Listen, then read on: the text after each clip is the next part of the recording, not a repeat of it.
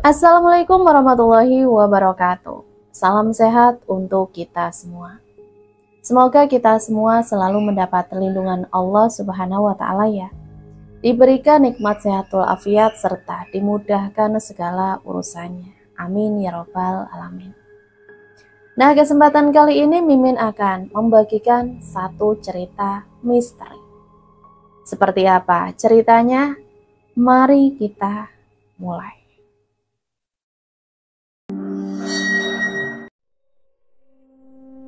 Ningrum berjalan, mengendap-endap, pelan namun pada akhirnya ia tiba juga di ambang pintu itu. Ia sedikit mengintip lalu memberi salam pelan. Salah satu pria parubaya yang diduga Pak Parman itu mengajak Ningrum untuk masuk ke dalam. Berjalan pelan hingga akhirnya ia diantar pada satu bilik. Di situ Mbok Lastri terbaring lemah. Namun ternyata Lukman dan Mbah Nursam berada dalam bilik itu juga. Ningrum bak bertemu seorang musuh, hendak berlari namun sudah terperangkap di dalamnya. Mata Lukman membulat di saat Ningrum masuk ke dalam bilik hanya untuk melihat Mbok Lastri. Mbah Nursam melihat sekejap, ia kembali merapalkan doa-doa untuk kesembuhan Mbok Lastri. Mbok Lastri tampak diam dengan tatapan datar pada langit-langit bilik kecil itu. Perutnya terus bertambah membesar layaknya orang yang tengah hamil. Ningrum melihat getir kondisi tak lazim yang dialami Mbok Lastri itu. Akhirnya Ningrum berjalan mundur, memilih untuk keluar dan menunggu di ruang depan yang sudah ada Pak Parman di situ. "Ning, kenapa keluar?" Ningrum terduduk dengan merautkan wajah sedih. "Anak-anak Mbok Lastri di mana?" "Di ladang. Mereka masih sibuk cari bahan makanan, uang sudah habis untuk berobat." Ningrum mengangguk pelan, namun kini sedikit canggung. "Itu mbah siapa yang ada di dalam?" "Nursam namanya, masih saudara dengan bapaknya Lukman." "Pantas saja, garis wajahnya mirip sekali dengan Mbah Sanawi. Apa mungkin yang bertamu kala itu Mbah Nursam, bukan Mbah Sanawi?" "Mbah, gimana?" Mbah Nursam tampak mengedipkan matanya pada Lukman, mengisyaratkan sesuatu. Wanita yang diduga Ningrum itu kini sudah berada di ruang di luar. "Dia siapa?" Lukman menelisik siapa yang Mbah Nursam maksudkan. Matanya membulat, melirik pintu bilik itu. "Ningrum, Mbah." Seketika Mbah Nursam menatap tajam Lukman, kemudian mengernyitkan dahinya perlahan. "Nanti aku ceritakan sesuatu." Lukman masih menatap bingung Mbah Nursam, kemudian fokus kembali ke arah Mbok Lastri yang masih terbaring lemah di ranjangnya itu. Suasana kian mendingin. Mbah Nursam masih berkomat kamit berkonsentrasi dalam menyembuhkan Mbok Lastri. Lukman hanya menemani dengan merapalkan beberapa doa yang mungkin dapat membantu kesembuhan Mbok Lastri. Mbah Nursam berjalan mundur. Mbok Lastri kini memejamkan matanya dengan bibir yang masih pucat pasi, dengan perut yang semakin membesar. Tangan Mbah Nursam kini meraih tangan Lukman, membawanya keluar dalam bilik itu. Duduk dalam kursi panjang, dua anak dari Mbok Lastri kini masuk ke dalam untuk menemani sang ibunya. Duduk di kursi panjang itu dengan suguhan kopi hangat yang sudah ada di meja. Pak Parman masih menanti ungkapan Mbah Nursam tentang penyakit apa yang sedang diidap Mbok Lastri. "Gimana, Mbah?" Mbah Nursam tampak menyeruput kopinya perlahan, dibarengi Lukman yang ikut pula. "Gini, Le." Telinga-telinga itu tampak siaga, siap mendengarkan. "Penyakit ini hampir sama dengan bapaknya Lukman, Mbah Sanawi. Tapi yang diidap Mbok Lastri tampak lebih ganas." "Penyakit opo toh, Mbah? Opo benar kena sawan?" Pak Parman memang tampak menaruh rasa penasaran dan sedikit curiga. Mbah Nursam tampak santai menyeruput kopinya yang memang terkhusus untuk dirinya. "Harus dibarengi ibadah saja. Semoga sawan itu cepat hilang." Mbah Nursam tampak menaruh wajah sangat lesu. Siapa sangka Wabah yang ditakutkan Mbah Nursam dari tahun ke tahun akan menjadi kenyataan. Mbah Nursam terus meneguk kopinya hingga hanya sisa ampas. Segera berdiri lalu menyikut Lukman perlahan. "Mbah, pulang." Mbah Nursam mengangguk pelan, bangkit lalu segera menggendeng tangan Lukman. "Mbah, gimana? Kok cepet banget? Ke rumah kamu dulu, Le." Tiba sudah di rumah Lukman yang memang tak jauh dari rumah Mbok Lastri. Sudah ada Narti beserta kedua anaknya yang tengah asik bermain. "Man, besok aku mau ke kota lagi, Man. Kamu sendirian, gak apa-apa toh?" Raut wajah Lukman sedikit terkejut, menghembuskan nafasnya pelan dengan alis yang berkerut. "Lah, cepet banget toh, Mbak." Mbak Nursam tampak terduduk santai di kursi kayu. Melihat Narti dan Lukman tampak berbincang-bincang. "Iya, Man, banyak kerjaan. Takutnya malah kena pecat sama bos." Lukman tampak mengendus kesal mendengar penuturan Narti itu. Duduk dengan kasar menatap Mbak Nursam yang dari tadi terdiam mendengarkan. "Mending nikah aja, Le, kalau memang sudah ada calonnya." Mata Lukman membulat mendengar penuturan Mbak Nursam. Umur sudah masuk kepala 3, bukan anak kecil lagi. Sudah waktunya untuk mempersunting seorang wanita yang kelak menjadi teman hidupnya. Alih-alih mengiyakan ucapan Mbak Nursam, Lukman kembali merenung. Siapa yang akan menikah dengan dia? Tak ada gadis satupun yang dekat dengannya untuk saat ini. "Kamu itu tampan, Luli. Gadis mana yang tidak mau sama kamu?" "Mbah, jangan gitu. Mending bahas Mbok Lastri. Sebenarnya dia sakit apa toh, Mbah?" Tangannya kini terlipat di dadanya, menghembuskan nafas pelan sebelum kembali berucap. "Sama seperti bapakmu tempo hari." Mbak Nursam menggeleng pelan setelah menuturkan itu. Dia merasa tak ada obat lain untuk kesembuhan Mbok Lastri. Sebelum sang dalang, pembuat wabah itu segera muncul. Jadi, ada orang jahat. Mbak Nursam mengangguk sejenak. Mereka berdua tampak hangat membicarakan kondisi Mbok Lastri yang terlihat memprihatinkan. Tak ada kondisi membaik setelah Mbah Nursam memeriksanya. Mbak Narti tampak sedang mengemasi barang-barang yang akan dibawa bersama keluarga kecilnya. Tak ada pembagian harta warisan apapun karena hanya sepetak tanah rumah Mbah Sanawi yang menjadi peninggalan beliau. Juna dan Dewa tampak berlari-lari kecil, saling cerit satu sama lain dan tertawa cekikikan. "Hai, jangan berisik." Lukman mengisyaratkan agar kedua keponakannya itu diam, tak berlari-lari ke sana kemari. "Paman, itu siapa?" Ini Mbak Nursam." Namun Juna menggeleng pelan, jari telunjuknya menunjukkan pada belakang punggung Lukman. Lukman menoleh sejenak ke belakang, namun tak ada siapapun di sana. Lukman menatap Mbak Nursam bingung, namun Mbak Nursam hanya membalas dengan senyuman kecut. Sudah tak ada, namanya juga anak kecil. Mbak Nursam masih terus membungkam apapun yang berbau gaib. Lukman berpikir ia tak bisa terus dirahasiakan seperti itu. Mbak Nursam perlu menjadi teman cerita apapun yang berkaitan dengan hal itu. "Mbah, kenapa Mbah selalu diam?" "Maksudnya?" "Ya, harusnya Mbak Nursam menjelaskan secara rinci. Apa maksud yang Mbah bilang wabah? Pasti ada akar dari balik ini semua kan?" Mbak Nursam menelan ludahnya pelan. Sepertinya Lukman ingin segera tahu apa yang tengah disembunyikan Mbak Nursam. "Nanti juga kamu tahu." "Mbah, ceritakan gimana masalah Mbok Lastri itu." Mbak Nursam kembali menatap Lukman dengan tatapan sayu. Kembali bercerita dari ujung sampai akhir, mengapa Mbok Lastri bisa mengidap penyakit aneh seperti itu. Lukman terkejut bukan main. Jantungnya sangat cepat berdetak.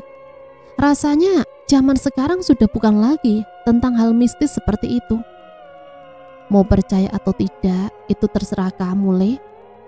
Lukman masih terus mengingat-ingat waktu di mana bapaknya jatuh sakit. Kala itu malam hari, baru Lukman pulang dari bekerja di toko milik Pak Karim. Dia bekerja sebagai pembuat roti di sana. Sebelum sempat ia meninggalkan tempatnya bekerja, Pak Karim memberikan sebungkus lauk yang dia bilang beli di kedai milik Mbak Ningrum. Lukman tak menolaknya sedikit pun, karena ia pasti tahu bapak hanya memasak sayur hasil memetik dari kebun. Tak ada rasa aneh yang dirasakan, hingga tiba akhirnya di rumah bersama bapaknya, Mbah Sanawi. Lukman membuka bungkusan lauk itu. Ikan dengan sayur kuning, sengaja ia hangatkan karena memang sudah dingin. Bapaknya tak ada rasa ragu sekalipun. Hingga akhirnya Lukman dan Mbah Sanawi menghanguskan lauk tersebut dengan nasi yang masih hangat. Tak ada gelagat aneh setelah memakan habis makanan pemberian juragan roti itu. Semua kembali ke bilik masing-masing untuk melanjutkan istirahat di malam itu. Pagi telah tiba. Mbah Sanawi mengeluh perutnya sakit. Lukman tak berpikir aneh sekalipun. Ia berpikir ini hal lumrah karena bapaknya sempat mengidap asam lambung. Sempat ia berikan 1 tablet obat pereda nyeri untuk bapaknya, namun hasilnya malah bertambah parah. Sakit itu tak dapat sembuh. Hingga akhirnya Lukman menelpon kedua kakaknya itu yang berada di luar kota agar segera pulang. Hingga Mbah Nursam yang terus mengontrol kondisi Mbah Sanawi. Semua saran untuk dibawa ke rumah sakit ditolak oleh kakak sulungnya. Yadi berpikir bahwa bapaknya bukan sakit biasa. Mbah Nursam pun mengiyakan pendapat dari Yadi. Semua sepakat, namun pada akhirnya Mbah Sanawi harus pulang ke pangkuan Sang Ilahi. Dan ini sebab akibat oleh seseorang yang memiliki sebuah penglaris. Ini kan hanya sekedar penglaris, Mbah. Kok bisa nyawa orang yang diambil? Mbah Nursam terus kembali menjelaskan bahwa ini ada yang salah dari permohonan sang pemilik penglaris yang mengakibatkan nyawa oranglah yang akan menjadi tumbalnya. Seperti suatu hal yang bila kita tidak beri waktu itu juga, mereka akan mencari gantinya sendiri. Gantinya adalah nyawa orang lain. Siapa yang punya hajat seperti itu, Mbah? Masih satu desa denganmu. Lukman sempat berpikir bahwa Pak Karimlah yang mempunyai penglaris itu. Tapi bila dilihat-lihat, selama ia bekerja di sana, tak ada hal aneh sedikit pun. Namun ada nama seseorang yang ada di pikiran Lukman, yang mungkin saja 99% dialah penyebab semuanya. Apa mungkin dia, Mbah? Lukman menghentikan ucapannya itu. Ia kembali berpikir, ia tak ada bukti menuduh siapapun. Ningrum.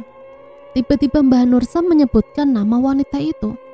Mata Lukman membulat, menepis tatapan Mbah Nursam yang menaruh rasa penasaran.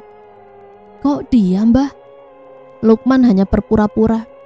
Walaupun Mbah Nursam pasti tahu apa yang tengah dipikirkan oleh Lukman itu. Nama itu kan yang kau duga-duga sang dalang ini.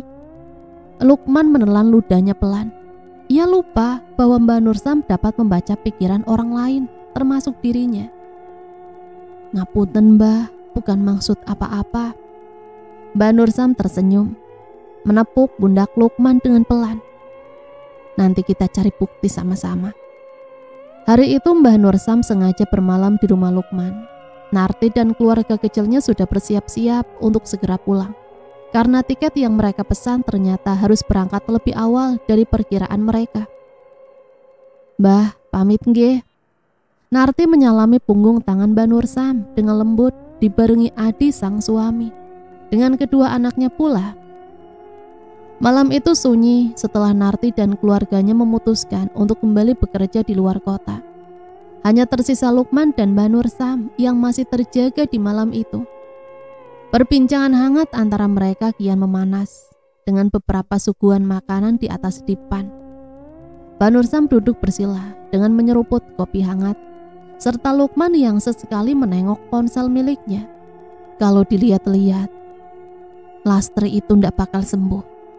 Lukman terkejut dengan ucapan Mbah Nursam tadi. Maksudnya, Mbah? Itu sudah parah sekali. Lukman mematung, masih belum paham. Harusnya Mbok Lastri ada penanganan di rumah sakit. Kenapa tidak dibawa ke rumah sakit saja? Mbah Nursam tak langsung menjawab.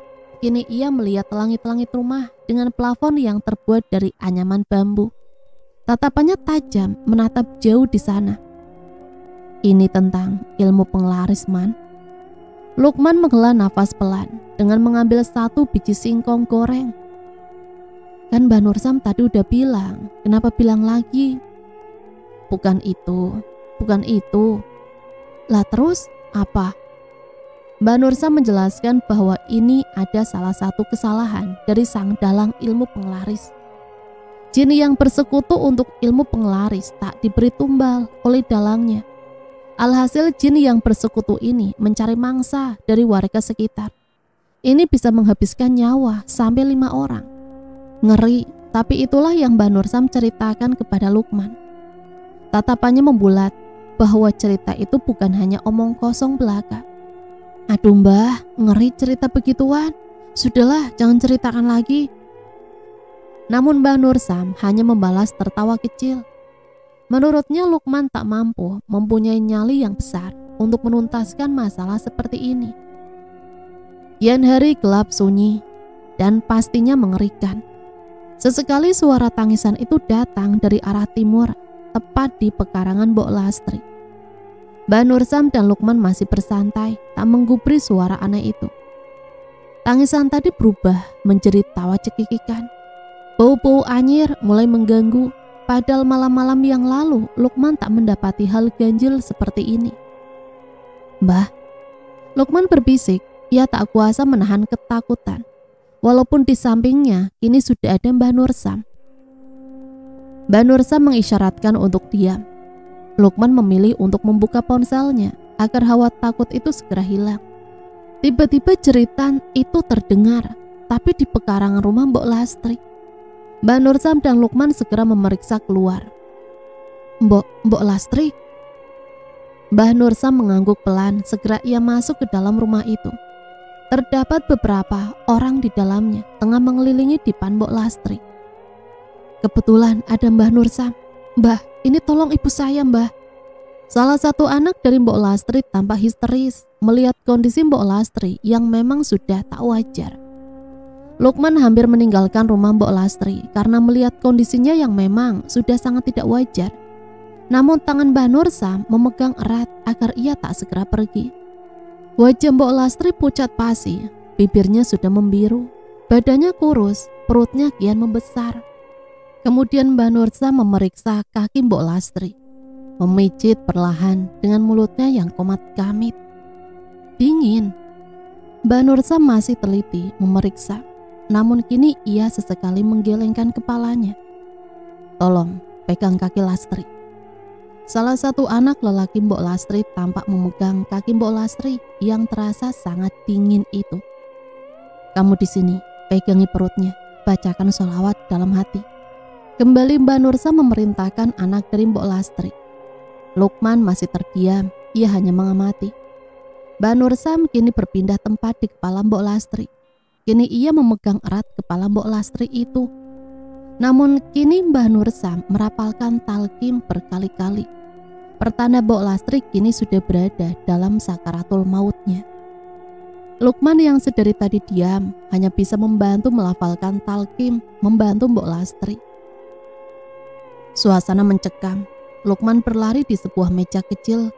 Di sana ada satu buku Yasin. Ia membacanya berkali-kali dengan tangisan anak-anak Mbok Lastri yang tak bisa berhenti. Tak berlangsung lama, Mbok Lastri kini menghembuskan nafas terakhirnya. Innalillahi wa inna ilaihi rajiun. Tangis anak-anak Mbok Lastri pecah di tengah malam seperti ini. Mbah Nursam segera menutup jenazah Mbok Lastri dengan kain jarik yang panjang. Sabar, yang tabah. Mbah Nursam menepuk pundak anak lelaki tertua dari Mbok Lastri, memeluk serta tangis yang masih sesegukan terdengar. Prosesi pemakaman dilakukan di pagi harinya. Semua berlalu lalang membantu prosesi pemakaman Mbok Lastri tersebut. Ningrum tampak hadir di pemakaman Mbok Lastri. Bahkan ia terlihat sangat lemas mendengar berita bahwa teman kerjanya itu sudah tiada. Jangan terlalu ditangisi, Ning. Pak Tua tampak sedang menyingkirkan Ningrum yang terduduk lesu menangis sesegukan. Akhirnya Ningrum bangkit lalu berpindah posisi, berdiri berjalan pelan. Namun tertabrak oleh Lukman yang membawa air basuhan untuk Mbok Lastri. "Mbak, jalan jangan nunduk begitu," gerutu Lukman. Bola mata Ningrum tampak membulat mendengar Lukman tampak berbicara tinggi padanya. "Sepurane mas." Lukman melirik dengan tajam hingga membuat Ningrum tampak canggung. Ningrum menutup setengah wajahnya dengan hijab yang panjang itu. Ningrum berjalan menuju arah tempat pemandian jenazah Mbok Lastri. Bola matanya tampak mencari sesuatu. Iya, Mbah Nursam, ia tengah mencari pria tua itu. "Apa ini? Ulah ilmu penglarisku," batin Ningrum. Namun sejenak ia berpikir bahwa sudah lama sekali ia tak memberi sesajen untuk ritual penglaris Ningrum. Pikir ilmu itu sudah menghilang entah kemana. Lamunan itu memenuhi otak Ningrum sesaat, hingga seseorang menepuk pundaknya perlahan. "Ning, jangan di tengah jalan, orang-orang akan membawa jenazah Mbok Lastri ke dalam, dikafani." Seketika Ningrum berjalan mundur. Ia tak sadar lamunan tadi membuatnya tampak tak fokus. Pemakaman selesai, semua pulang termasuk dengan Ningrum. Di arah perjalanan pulang ia terus melamun. Mengapa aneh betul dengan penyakit yang dialami Mbok Lastri sebelum meninggal? Penyakit apa yo? Ningrum mendengus pelan. Kakinya tampak diseret, pandangannya tak fokus. Hingga akhirnya tiba di rumah. Sudah ada seseorang di teras tengah duduk mengobrol dengan anaknya. Siapa dia? Ningrum tampak berjalan sedikit berlari, terkejut. Dia adalah salah satu warga desa sebelah, Mbah Sabeni. Segera Ningrum menyalami pria tua itu. "Mbah, kenapa kesini?" Mbah Sabeni tersenyum simpul dengan kerutan wajahnya. "Sengaja ingin bersilaturahmi saja." Ya, sudah setahun penuh Mbah Sabeni tak mengunjungi kediaman Ningrum. Mereka bapak dan anak. "Monggo Mbah, masuk saja." Ningrum memerintahkan Mbah Sabeni untuk masuk dan mengobrol di dalam. Agar lebih nyaman, Ningrum menyuguhi teh tawar biasa pada Mbah Sabeni. "Monggo, diminum saja Mbah." "Siapa yang meninggal, Ning?" Ningrum terduduk dengan membenarkan hijabnya yang berantakan. "Mbok Lastri, teman kerjaku di pasar." Nafas Mbah Sabeni tampak kembang kempis, matanya membulat, tangannya meraih belangkon yang terpasang rapi di kepalanya. Menarik satu kertas terlipat lalu memberikannya pada Ningrum. "Opo iki Mbah?" Kertas itu dibuka perlahan, tulisan antik khas zaman dahulu. Ningrum teliti membacanya hingga nafasnya tampak tersenggal-senggal. "Opo iki Mbah? Aku sudah tidak berurusan dengan penglaris itu." Ningrum membuang kertas itu tadi dengan kasar. Wajah Mbah Sabeni tampak merah padam. "Ini yang bakal menjadi malapetaka kalau kamu tidak ada tumbal lagi." Ningrum bangkit, matanya berkaca-kaca. Tampaknya akan ada huru-hara setelah kematian Mbok Lastri. "Pulanglah Mbah, aku tidak butuh lagi." Mbah Sabeni tampak tersenyum menyeringai, berdiri dan berjalan menuju ujung pintu. "Yo wis, tunggu saja, warga desa Kojo bakal mati karena ulahmu." Ningrum segera menutup pintu rumahnya itu, berbalik badan meratapi apa yang akan terjadi pada hari-hari selanjutnya. Bagaimana bisa jin penglaris mencari tumbal warga hanya karena aku melupakan sesajen itu? Suasana pasar riuh akan berita kematian Mbok Lastri. Terlihat Ningrum yang masih merasa ketakutan karena Mbah Sabeni tiba-tiba datang memberitahu sebuah malapetaka. Kini ia meletakkan bakul dalam kiosnya itu, menengok ke arah kanan tempat kios Mbok Lastri bekerja. Tampak sepi, tak ada yang membuka kios itu. Ningrum melamun, meratapi apa yang akan terjadi jika dia tak bisa memberikan sesajen untuk terakhir kalinya. Hari ini aku harus ke rumah Mbah Sabeni. Nafasnya terengah-engah. Ningrum merasa tak bersemangat. Ditambah ketakutan yang terus melanda dalam lubuk hatinya, cemas. Di rumah, Bu, mau kemana? Anak semata wayang dari Ningrum tampak kebingungan melihat ibunya tampak beberes lemari. Kamu tinggal sama Budi dulu ya sehari, ibu ada urusan yang penting. Pikiran kalut Ningrum kini menjadi gumpalan dalam otaknya. Kini ia menyiapkan semuanya, sesajen yang memang ia terlupa waktu tempo lalu. Debar jantungnya kini tak bisa membohonginya. Sangat takut dan ia pun tak ingin para jin itu menemukan korban lain hanya karena ulahnya yang sudah ceroboh. Andai waktu itu Mbah Sabeni tak mengunjunginya, mungkin Ningrum tak merasa ketakutan yang teramat. Berjalan jauh dari desa Kojo, sampailah ia di rumah Mbah Sabeni. Rumah sederhana seperti warga desa Kojo. Ketukan pintu pertama tak ada jawaban, hingga akhirnya ketukan ketiga. Terbukalah pintu itu dengan Mbah Sabeni, dengan identik pelangkon yang terikat rapi pada kepalanya itu. Ningrum memberi salam dan meminta maaf karena tidak sopan waktu hari yang lalu. Ia dipersilahkan untuk masuk dan duduk sejenak. Ningrum mengutarakan maksud apa yang ia akan lakukan. Mbah Sabeni tampak mengerti, hingga ia membawa tampir yang memang sudah ada beberapa sesajen yang Ningrum inginkan. Mbah sudah mempersiapkan ini semua. Mbah Sabeni hanya mengangguk sejenak, lalu ia pindahkan dalam satu dipan yang memang sudah berada dalam ruangan itu. Duduk bersila dengan dupa yang menyala, dengan asap yang terbang ke atas langit-langit rumah. Mulutnya tampak berkomat kamit merapalkan suatu doa. Ningrum kini menarik napas lega. Beruntung Mbah Sabeni bukan termasuk pendendam. Jika tidak, Mbah Sabeni tak mau menolongnya lagi. Ning, sini. Ningrum berjalan pelan mendekati Mbah Sabeni itu. Gimana Mbah? Mbah Sabeni menceritakan perihal masalah yang sudah bertahun-tahun lamanya. Tentang hubungan gelap Ningrum yang menjadi buah bibir warga desa Kojo. Mbah Sabeni mengatakan bahwa ini juga perihal mengapa desa tersebut mendapat wabah seperti itu. Itu sebuah karma. Lalu bagaimana Mbah? Aku sudah bertaubat. Mbah Sabeni mengisyaratkan agar tetap sabar dan tenang. Ia akan terus membantunya sebisa mungkin. Waktu sudah berlanjut hingga 1 jam penuh, hingga Mbah Sabeni menemukan titik terang. Mbah Sabeni menarik tangan Ningrum, lalu disuruhlah ia duduk. Ada 1 korban lagi yang akan menjadi tumbal. Setelahnya tidak ada lagi. Ningrum menelan ludahnya kasar, nafasnya kembang kempis. Kembali diliputi kebingungan. Pikirannya kalut. Ia ingin sekali pulang lalu menjemput putra semata wayangnya itu. Mbah, jadi ini sudah menemukan titik terang. Aku ingin pulang sekarang. Tapi belum selesai. Ningrum mengerutkan dahinya perlahan. Belum paham apa yang Mbah Sabeni katakan.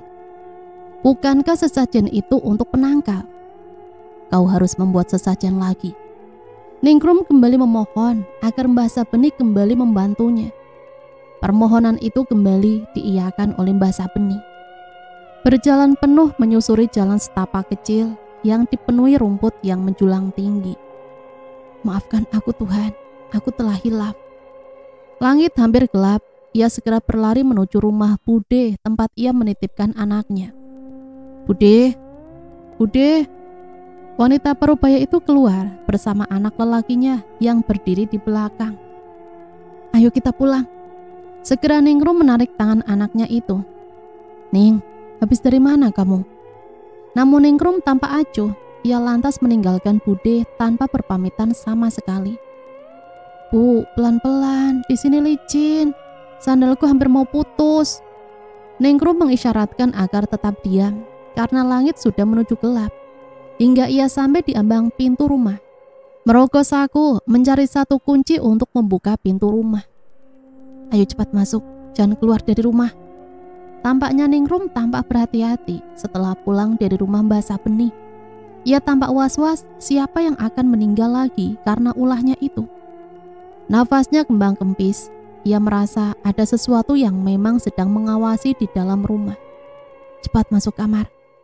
Alangkah terkejutnya setelah membuka pintu kamar itu. Siapa yang sedang tidur di kasur, Bu?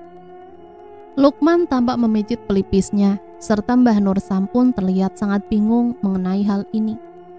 Ada tumbal satu lagi, Man. Lukman membulatkan matanya, serta mengerutkan dahinya perlahan. Siapa, Mbah? Namun Mbah Nursam menggeleng tidak tahu. Pada intinya, ini ada suatu kesalahan di dunia penglarisan, hingga mereka memilih untuk mencari tumbal. Lukman dan Mbah Nursam memutuskan untuk memberitahu seluruh warga desa Kojo agar mengikuti tahlil yang akan mereka adakan nanti malam. Berapa hari, Mbah?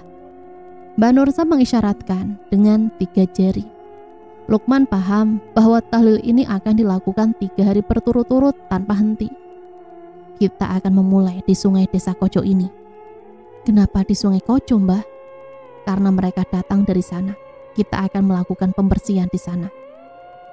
Mereka berdua memutuskan untuk pergi ke masjid mengumumkan perihal acara tahlil untuk menyelamatkan desa Kojo itu. Seluruh warga desa Kojo dikumpulkan, terlebih para sesepuh yang masih hidup di sini.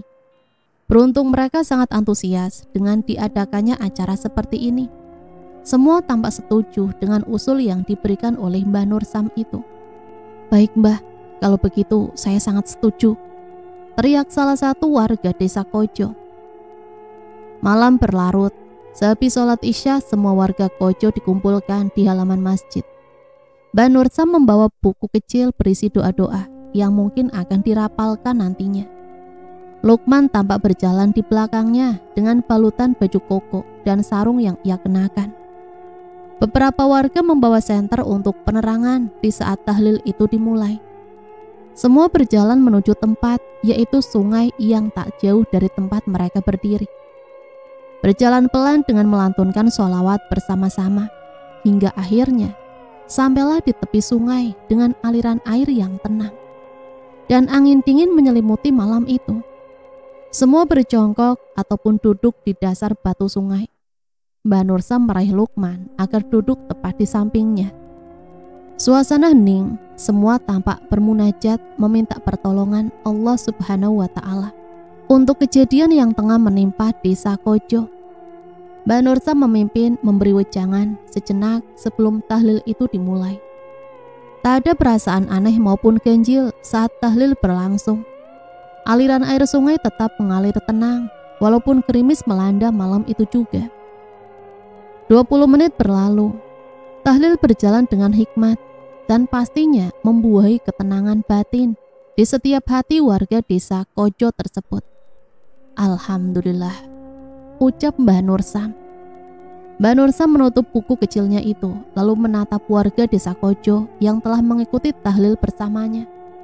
Seperti sebelumnya, ia kembali memberi wejangan agar warga tak perlu risau lagi, karena lambat laun akan terungkap siapa dalang sebenarnya dalam kejadian yang tengah menimpa mereka.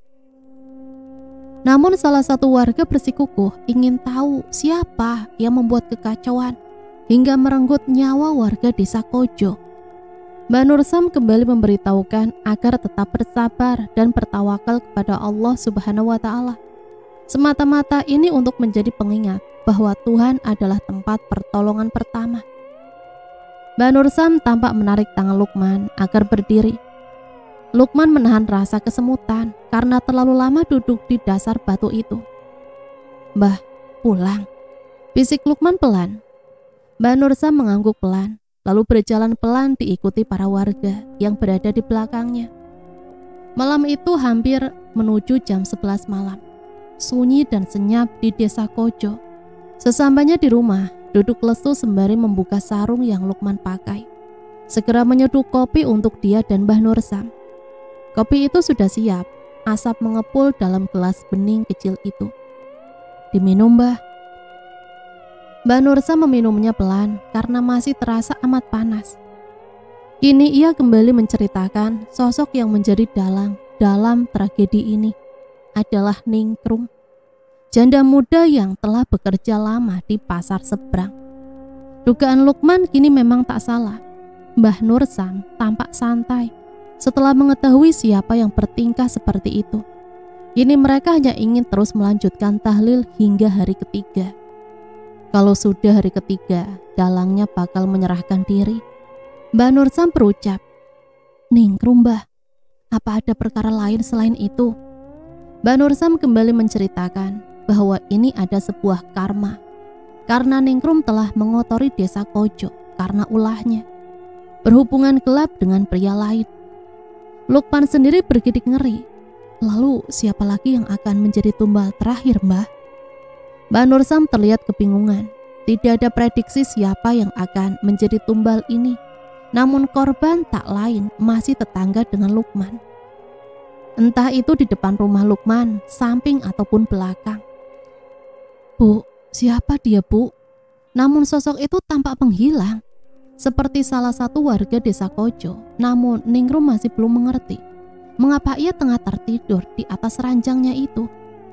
Seketika ia mengingat perkataan Mbah Sabeni, jika ada salah satu tumbal lagi, tumbal terakhir. Setelahnya desa Kojo akan aman, tak ada hal ganjil lagi. Ningrum tak ingin terlalu berpikir hal itu. Biarlah saja jika itu akan terjadi. Artinya memang benar, tumbal penglaris itu sudah tak ada lagi. Suasana pasar riuh, desas-desus tentang tumbal itu kembali mencuat. Ningrum sengaja membuka kiosnya agak siang, tak seperti biasanya.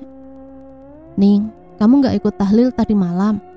Salah satu warga desa Kojo tampak menyambangi kios milik Ningrum itu. Tahlil? Ningrum memang tak tahu menau tentang tahlil itu, karena memang dia sosok yang tertutup, tak sering bersosialisasi dengan warga desa Kojo. "Iya, Mbak Nursam yang ngajak. Pantesan tadi malam saya gak ketemu kamu." Namun Ningrum kembali memalingkan wajahnya. Ia kini diliputi rasa takut dan khawatir. Ningrum takut semua warga desa Kojo tahu bahwa dialah penyebab semua kematian beruntun yang terjadi itu. Ningrum berniat ingin kembali ke Mbah Sabeni. Ia ingin semua warga desa Kojo tak tahu menau perkara ini. Sore itu di tepi sungai dengan air yang tenang, Ningrum memandang sejenak untuk melanjutkan perjalanan ke rumah Mbah Sabeni.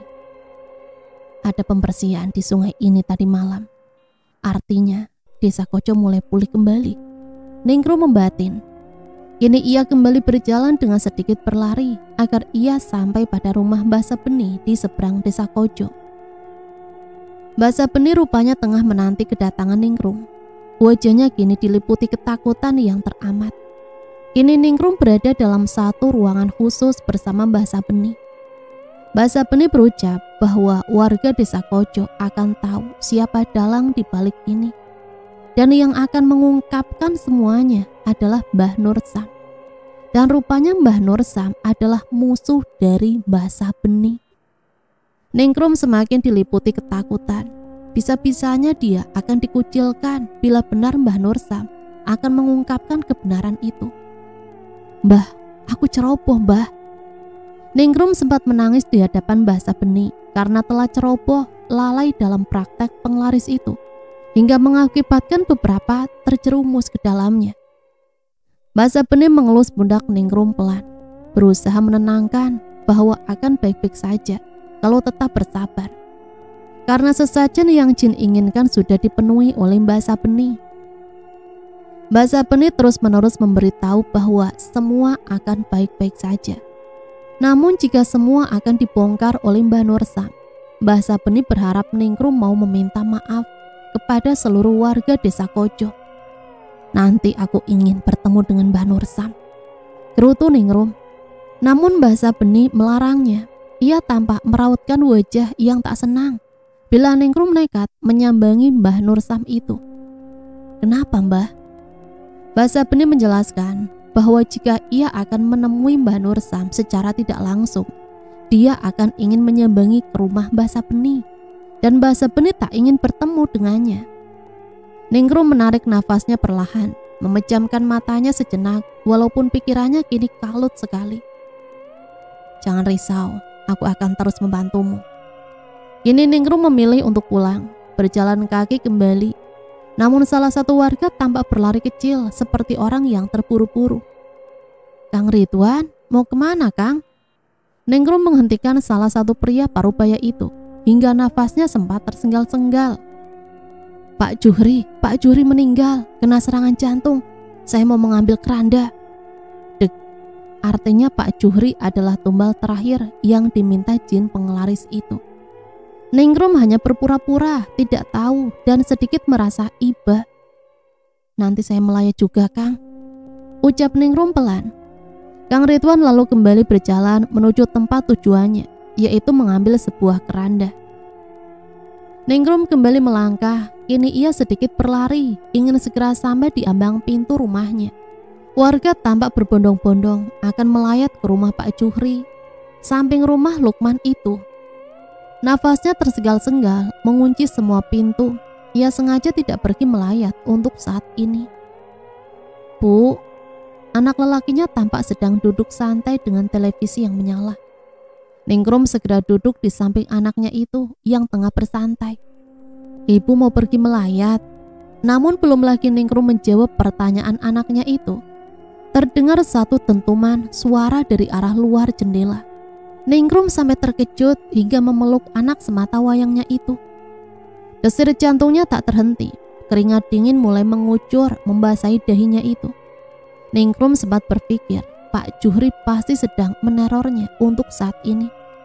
Namun bukankah Ningrum telah menyesali perbuatannya itu?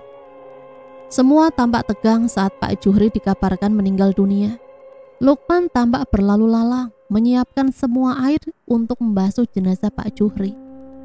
Bisikan warga dari warga menyebut bahwa Pak Juhri adalah tumbal terakhir dan ini akan menjadi penutupan atau bisa dibilang Desa Koco akan kembali membaik. Namun Mbah Nursam selalu memberi isyarat agar tetap diam dan tetap menjalankan kewajiban sebagaimana seorang muslim jika ada seorang yang telah meninggal dunia. "Man, santai aja." Mbah Nursam sempat menepuk pundak Lukman pelan karena kakinya cukup berjalan dengan sangat tergesa-gesa. Tak ada Ningrum di kalangan kerumunan warga itu.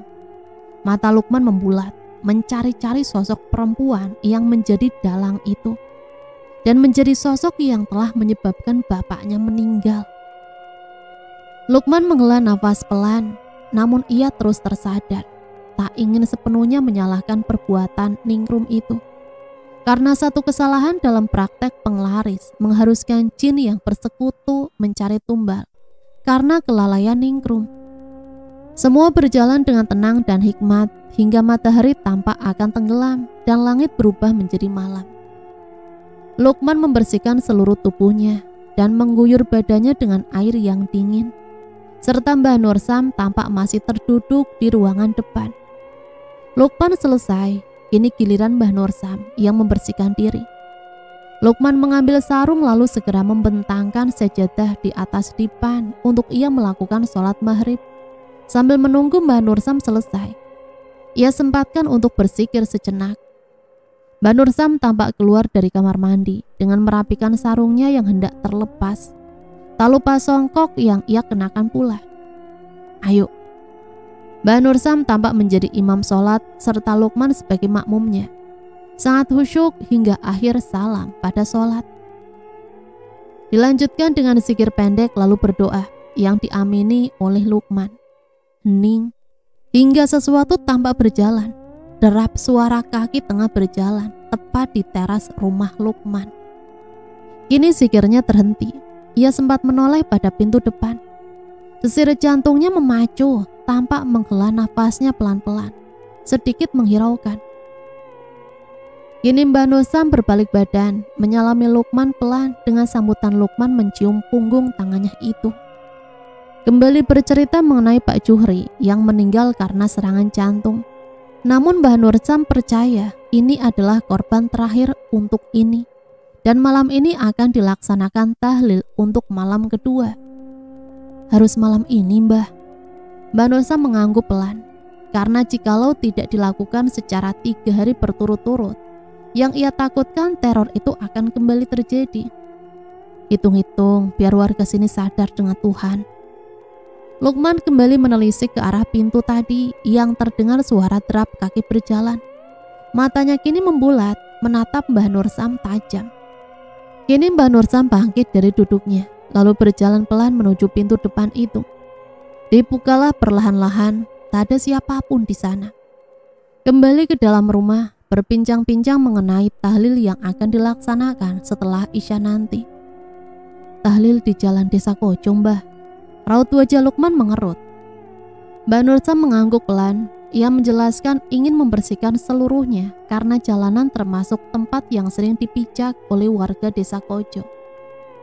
Waktu Isya telah berlalu, Lukman tampak sedang mengunci seluruh pintu-pintu rumahnya dan siap menjalankan apa yang Mbah Nursam perintah. Berjalan ke arah masjid, duduk santai menunggu para warga datang untuk tahlil kedua ini. Tampak dari seberang banyak sekali warga yang membawa senter untuk penerangan di saat mereka berjalan. Semua tampak sangat semangat. Berita kematian Pak Juhir masih hangat dalam perbincangan malam ini. Semua tampak curiga hingga ada yang bertanya pada Mbah Nursam. Namun Mbah Nursam memilih untuk diam, tak banyak bicara apapun. Mbah Nursam memilih jalanan yang sepi dari kendaraan. Duduklah semua warga desa Kojo yang mengikuti tahlil itu. Seperti pada hari kemarin, tahlil akan dipimpin oleh Mbah Nursam. Tak ada kendala apapun, hanya rintikan hujan yang mengguyur pada malam itu. Hingga tak sedikit warga merasakan kedinginan karena terjebak dalam hujan. Namun beruntung, tak ada yang pulang karena hujan itu. Semua masih tampak khusyuk menjalankan tahlil hingga akhir.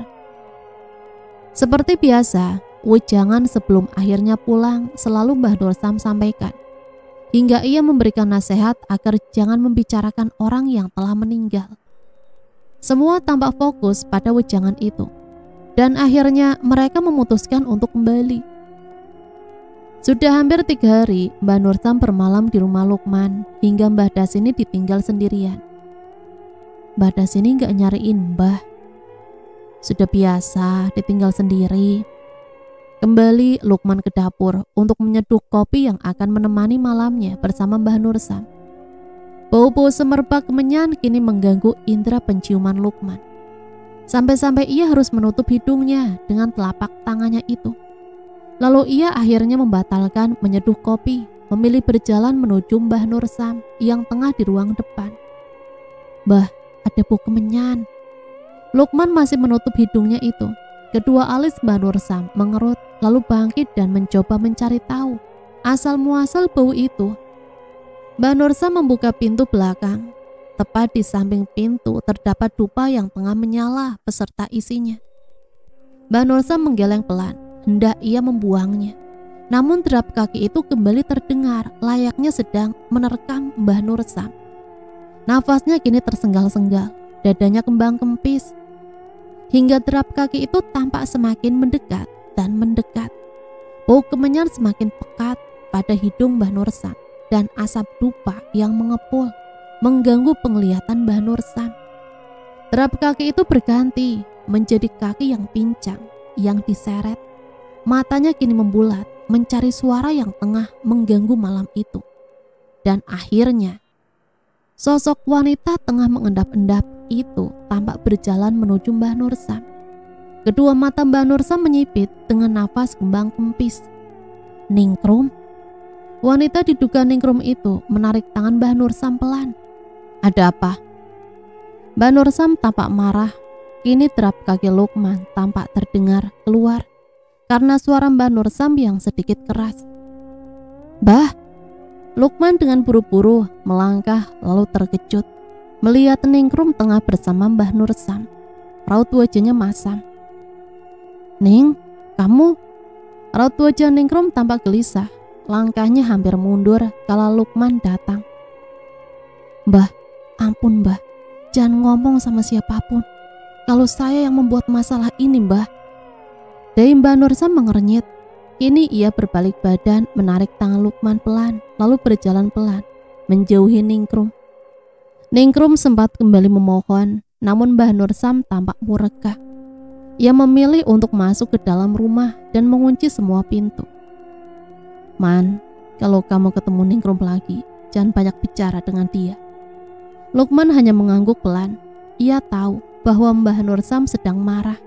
Dan pastinya ia sangat murka karena ulah Ningrum. Lukman berinisiatif untuk menyeduh kopi untuk menenangkan hati Mbah Nursam. Lukman tampak sedikit takut. Bagaimana kalau Ningrum dikucilkan warga setelah ini? Lukman tampak menepuk-nepuk dahinya pelan. Ia merasa kasihan pada Ningrum itu. Karena salah mengambil pemujaan, akhirnya berakhir memakan korban. Kini ia berjalan pelan dengan membawa segelas kopi panas dengan asap kecil yang mengepul. Ngopi, Mbah. Raut wajah Mbah Nursam masih masam. Nafasnya tampak kembang kempis sambil sedikit menggelengkan kepalanya. Lukman tampak datar menatap Mbah Nursam. Ia meniup-niup kopi yang mengepul itu secara perlahan. Beberapa menit telah berlalu. Tak ada obrolan dalam malam itu. Hingga jam menunjukkan pukul 1 dini hari. Lukman memutuskan untuk tertidur terlebih dahulu. Pagi itu dikejutkan oleh Mbah Nursam yang hendak pulang untuk menemui istrinya, Mbah Dasini. Man, bangun. Pagi-pagi buta itu, Lukman terpaksa bangun melihat Mbah Nursam yang terlihat rapi. Kenapa, Mbah? Mbah Nursam menjelaskan bahwa ia akan pulang sebentar, lalu di sore hari akan kembali untuk melanjutkan tahlil terakhir. Lukman memahami itu, lalu ia mencium punggung Mbah Nursam pelan, mengantarkannya hingga ke ujung pintu. Pagi itu Lukman memilih untuk pergi ke pasar, menyusuri pasar untuk membeli keperluan dapur yang memang sudah habis. Dengan bermodal sepeda motor, ia memarkirkan secara pelan, hingga ia tertarik di salah satu ruko penjual. Mbak, terigunya ada? Ada, mau beli berapa, Mas? 1 kilo.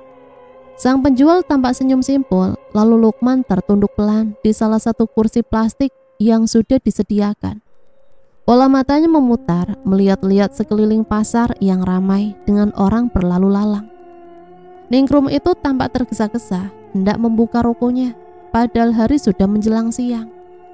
Lukman masih melihat dengan fokus, hingga ia terfokus pada pria tua yang memang sudah mengikuti Ningrum dari belakang. Pria tua itu tampak mengenakan belangkon serta baju yang terlihat sangat kuno untuk di kalangan orang zaman sekarang. Siapa itu? Batin Lukman. Seperti pernah bertemu, namun Lukman lupa siapa orang yang tengah bersama Ningrum itu. Mereka berdua tampak ngobrol dengan serius. Lukman kembali menengok sang penjual untuk mengambil terigu yang telah ia pesan. Buru-buru ia ke ruko milik Ningrum karena rasa penasaran itu semakin meninggi. Ningrum. Lukman berhenti sejenak. Pria tua itu tampak sedikit terkejut dengan kehadiran Lukman pada ruko milik Ningrum itu. Lukman, mau belanja? Ningrum tampak terkejut pula, namun ia segera menjajakan sayuran di hadapan Lukman. Lukman masih diam dengan bola mata yang membulat melihat pria tua itu dari ujung kaki hingga ujung kepala. Man, panggilan Ningrum itu membuyarkan lamunan Lukman. Ia segera duduk di kursi kecil, lalu ia memesan seikat kangkung dan 1 bungkus garam. Ini, Lukman kembali mengingat kejadian tadi malam ketika Ningrum mengendap-endap ingin bertemu dengan Mbah Nursam. Tadi malam kamu kenapa mengendap-endap dari belakang rumahku? Ada urusan apa dengan Mbah Nursam? Bola mata Ningrum tampak membulat. Ia sempat menoleh pada pria tua itu, hingga pria tua itu bangkit dari tempat duduknya dan mendekat perlahan pada Lukman. Kau cucu dari Nursam. Pria tua itu memberi jari telunjuk tepat pada wajah Lukman. Lukman diam mematung, nafasnya kembang kempis. Iya, Bapak kenal dengan Mbah Nursam. Pria tua itu tampak menengok ke arah Ningrum. Begitu pula Lukman yang sedari tadi menunggu jawaban pria tua ini. Namun kini Lukman melempari pertanyaan yang sama sebelumnya kepada Ningrum. Namun kembali Ningrum tampak mengajukan pertanyaan itu, hingga pria tua itu akhirnya bangkit, lalu meninggalkan Lukman tanpa menjawab sepatah kata pun. Lukman yang sudah penasaran tingkat tinggi akhirnya berlari mengejar pria tua itu. Namun sayang, dia tak bisa berjumpa. Kemana pria itu? Lukman berdiri di tengah-tengah kerumunan orang pasar, berjalan memutar dengan bola mata yang fokus, namun tak menemukan pria tua itu yang hilang mendadak. Sore itu Mbah Nursam kembali ke rumah Lukman. Ia akan menyelesaikan tahlil di hari ketiga pada malam itu juga. Terlihat rapi, berbalut baju panjang putih dengan kain sorban yang terlilit pada lehernya. Mengulurkan tangannya, lalu diciumlah punggung tangan itu oleh Luqman. Tak ada percakapan yang banyak kala itu, hingga akhirnya waktu maghrib itu tiba. Pintu rumah Luqman tampak bergetar dengan ketukan yang berkali-kali. Luqman dan Mbah Nursam yang tengah duduk santai menatap satu sama lain, curiga. Siapa itu, Mbah? Mbah Nursam menggeleng pelan. Ia tampak tak tahu siapa yang tengah bertamu. Sehabis maghrib seperti ini. Mbah Nursam kini bangkit lalu berjalan pelan ke arah ketukan itu. Pintu terbuka pelan. Pandangan Luqman dan Mbah Nursam tidak jelas. Namun dua sosok itu tengah berdiri di hadapan mereka. Sabeni. Luqman paham betul dengan pria itu. Pria itu adalah pria yang tadi di pasar dan hendak ia cari, namun mendadak menghilang. Ternyata bernama Sabeni. Kedua bola mata Mbah Nursam membulat. Luqman masih bingung dengan Mbah Nursam itu. Tampaknya mereka berdua telah berkawan dari lama. Mbah Nursam dengan raut wajah masam memberi masuk Mbah Sabeni serta Ningrum yang mengekor dari belakang.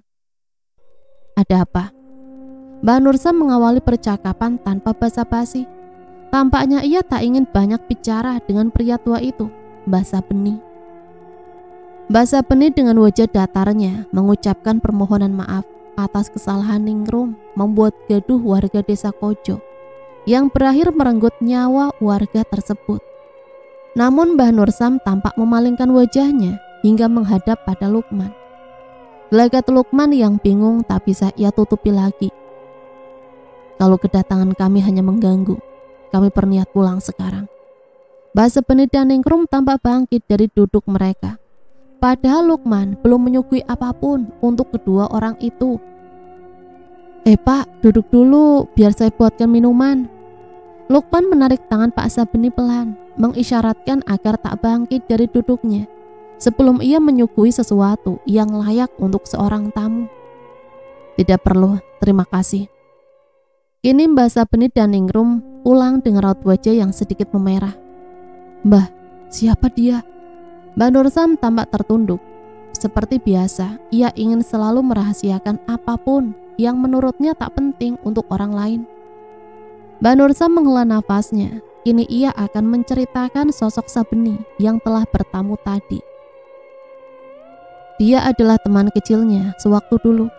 Ayah dari Mbah Sabeni adalah dukun handal dalam hal apapun. Hingga ilmu itu turun kepadanya. Lalu Mbah Nursam pun memiliki ilmu yang setara dengan Mbah Sabeni. Hanya saja ia tak memiliki ilmu kejawen seperti Mbah Sabeni. Kala itu ada pertikaian karena seseorang yang membuat ayah Mbah Sabeni murka kepada keluarga Mbah Nursam. Padahal itu hanya fitnah belaka. Sejak saat itu permusuhan terjadi hingga sekarang. Kini Luqman mengangguk pelan, tak ingin terlalu banyak bertanya. Pada intinya, Mbah Nursam dan Mbah Sabeni, dua orang yang masih dalam satu masalah dari dulu hingga di bawah sampai sekarang. Sebenarnya mereka datang kemari ada hajat apa, Mbah?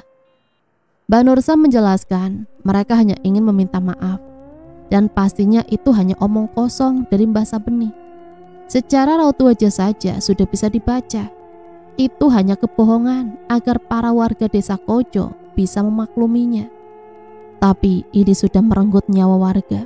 Rasanya tidak adil hanya dengan kata maaf. Imbuh Mbah Nursam.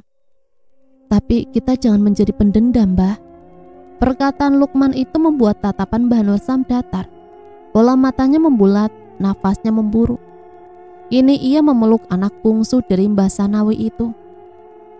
Sepurane le, Mbah tidak bisa memberi contoh yang baik. Benar apa yang kamu bilang, jangan menjadi pendendam. Namun Mbah Nursam mengatakan bahwa dendam itu masih nyata sampai sekarang.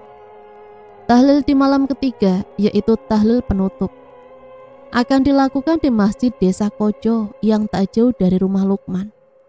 Mbah Nursam sudah rapi duduk bersama Luqman di barisan paling depan. Namun dari ujung pintu terlihat Mbah Sabeni datang dengan ningrum. Sontak membuat Mbah Nursam sedikit terkejut. "Mbah, mereka?" Lukman setengah berbisik. Iya, mereka datang dengan sengaja pada malam itu juga.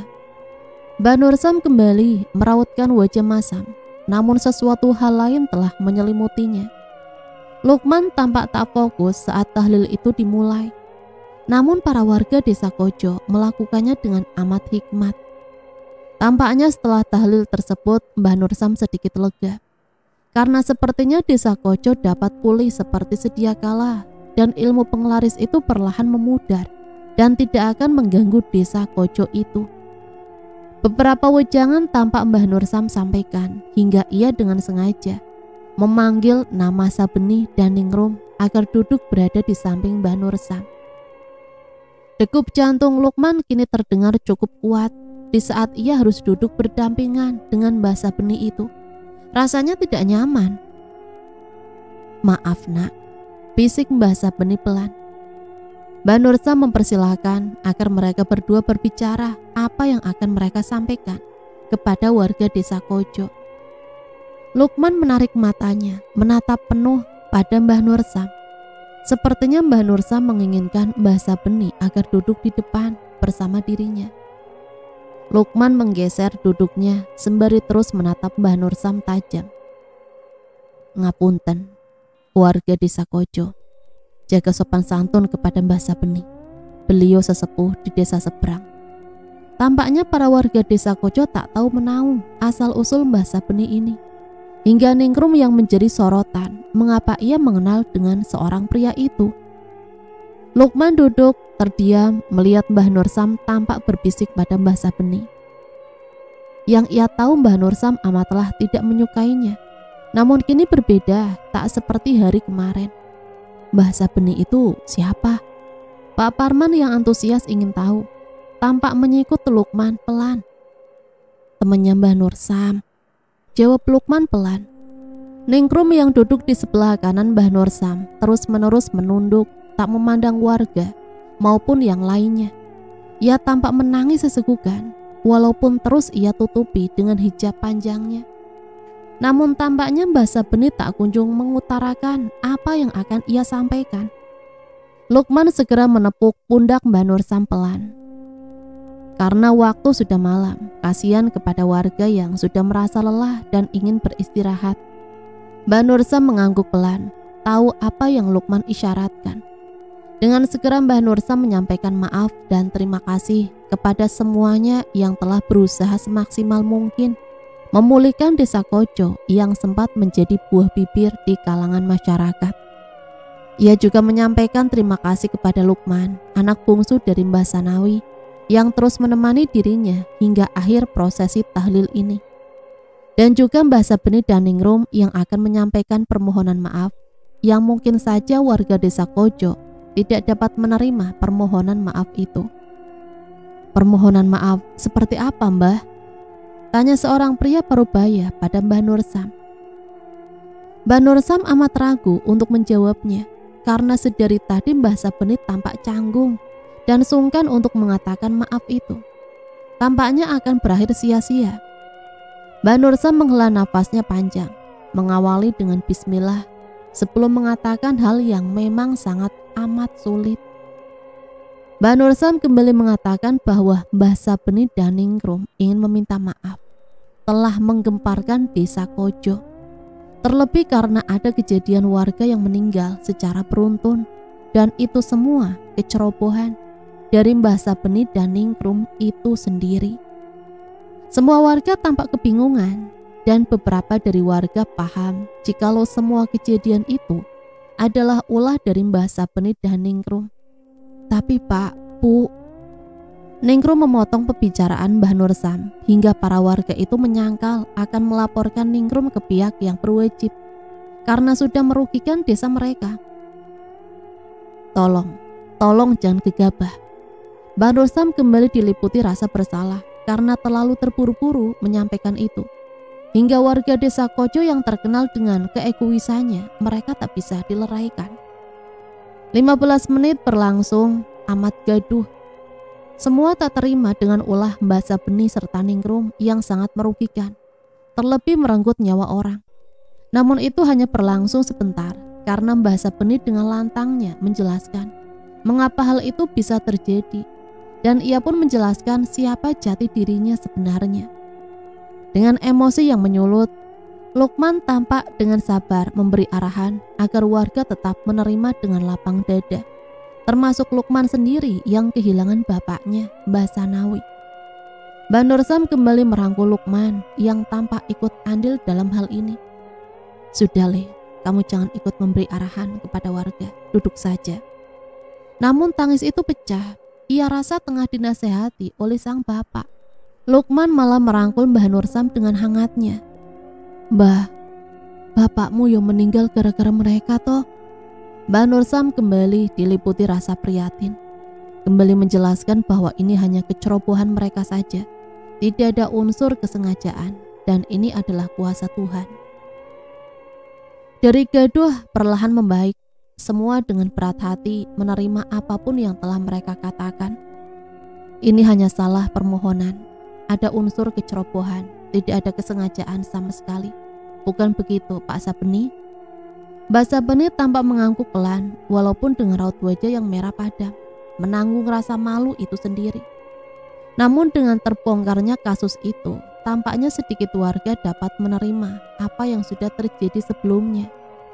Dengan syarat Ningrum dan Mbah Sabeni harus keluar dari desa Kojo dan membayar seluruh denda yang sudah ditentukan. "Tapi Mbah, rumah saya..." Ningrum tampak tak terima dengan keputusan warga yang mengusir paksa Ningrum agar tak tinggal di desa Kojo lagi. Apalagi dengan denda yang tak tahu pasti berapa yang diminta oleh desa Kojo. "Ini konsekuensinya karena kau telah ceroboh," bisik Mbah Sabeni tajam. Mbah Nursam tampak sudah menyerahkan semuanya ke warga. Ia tak ada urusan apa-apa lagi untuk masalah ini. Semua keputusan ada di tangan mereka, termasuk Mbah Sabeni dan Ningrum. "Saya hanya berupaya membongkar dalang dari semua ini. Untuk keputusan yang lainnya silahkan, itu urusan kalian semua, termasuk Pak Sabeni." Tatapan Mbah Nursam tajam. Mbah Nursam menarik tangan Lukman paksa keluar dari area masjid, lalu kembali ke rumah Lukman. "Mbah, sudah beres semuanya." Mbah Nursam mengangguk pelan. Ia memutuskan untuk membawa Lukman tinggal di desanya, karena ia tak punya siapapun di desa itu lagi. Membiarkan rumah sederhana ditinggalkan, walaupun banyak kenangan di dalam dengan Mbah Sanawi, termasuk kedua kakaknya yang telah menikah. Rencana selanjutnya adalah membimbing Lukman dan menjadikan Lukman sebagai anak, hingga suatu saat Lukman bertemu dengan tambatan hatinya. Dan cerita selesai sampai di sini. Semoga cerita ini bisa menemani hari-hari teman-teman semua ya. Dan semoga ada pembelajaran yang bisa kita ambil dari cerita ini. Ambil sisi positif dan buang jauh-jauh hal negatifnya. Sampai di sini saya pamit undur diri. Mohon maaf apabila banyak salah kata. Matur nuwun. Wassalamualaikum warahmatullahi wabarakatuh.